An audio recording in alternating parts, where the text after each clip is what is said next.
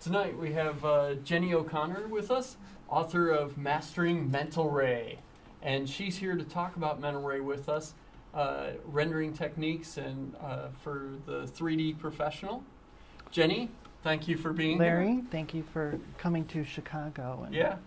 sharing our meeting with us. In iRay, it's supposed to be a photorealistic renderer, so, and you only can use photometric lights. How do you get something like a glow or a, sort of an effect out of that?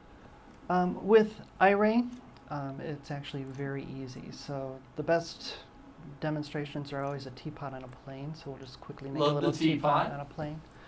And I'll open up the compact material editor and make sure that we are on iRay. We are not, we're on mental ray. So I'll switch that real quick. When you switch to iRay, make sure that your material editor is set to mental ray instead of iRay, so that you aren't using all your GPU, just rendering thumbnails. All right, so we've got it set to iRay. Any material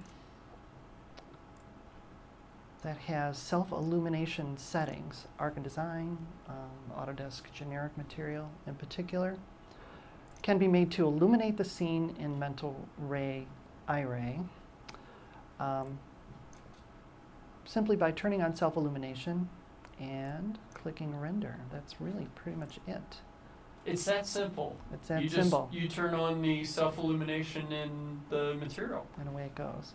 Now with this scene, I did not create any lights, so we actually have 2 default lights that are created automatically in every 3ds Max scene. As soon as you add a real light, those default lights go away. So if you're trying to only illuminate your scene with materials, make sure that you create one light, turn it off. And if we look at the rendering I did at first and click render again, it should look different. So now just that teapot is glowing. In mental ray self-illumination, there is an option right here called Illuminates the Scene when using Final Gather. It is an indirect illumination effect only. So you have to have Final Gather turned on for that to work. And it's a little spotty. It creates a soft glow. It's great for neon effects against a wall or something like that that's close by. But it's not going to give you direct illumination that you might need for shadows and so forth. With iRay, you don't even need to turn that on. As long as it's a self-illuminated material, it's going to create illumination in your scene. There's 2 options here. There's physical units, candela per metered square, that you can use, or unitless. With the, oops, let's cancel that render. Yeah, you're rendering in the background. So I was rendering.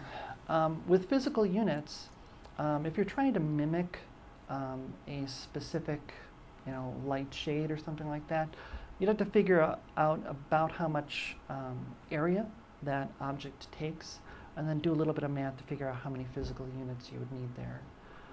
With the Autodesk generic material, if you go to the self-illumination settings, they actually have presets for typical objects. So dim glow, LED panel, halogen, lamp lens, frosted bulb.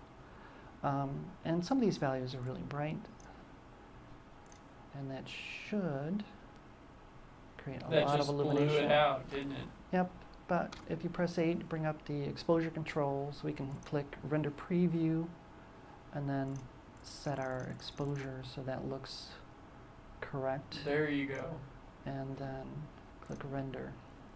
So a frosted bulb, it's probably pretty bright. So we needed an exposure value of 16.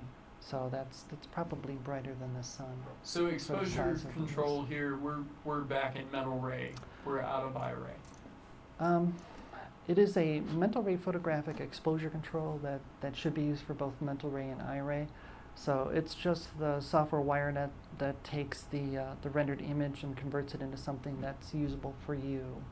So whatever your output device or your output file format is. Okay.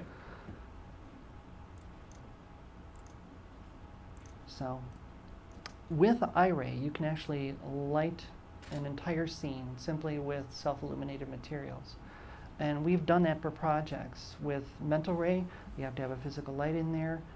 We've gone back through and we've had time on some projects, turned off all the lights, and then just gone into the light fixtures themselves and adjusted the illumination of the surface so that it worked properly with the scene. Worked very well. Interesting. One problem we do see with the self-illuminated surfaces actually creating light is that when we import scenes from Revit, oftentimes the person that created the light object themselves may have a self-illuminated panel and also photometric light. And when you do that, you end up with double the illumination. Right. So you have to go back through and either turn off the light. A little double trouble. A little double trouble. So, yeah, just be careful when you're working with those. Connor, thank you so much. Thank you. Thank you. We really appreciate it. And on the website for the book, it's mastering-mentalray.com. We'll have a PDF with all this information. So it sounds fantastic. Thank you so much. thank you.